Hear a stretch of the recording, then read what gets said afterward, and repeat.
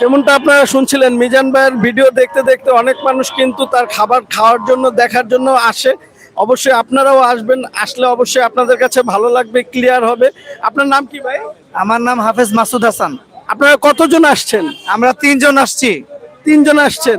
এই যেমনটা ওই যে আমাদের হাফেজ মাসুদ হাসান ভাই বলতেছিল, এরকম উদ্বুদ্ধ হয়ে অনেক মানুষই প্রতিদিনই আসে। আসলে খাবারটা মনে হয় অনেক বেশি মজা হবে, যার কারণে অনেক বেশি মানুষ।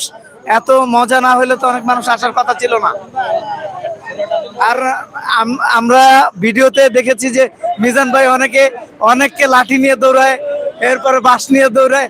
আসলে সরাসরি আইসা দেখতেছি যে না, মিজান ভাই আসলে খুব ভালো মনের একজন মানুষ।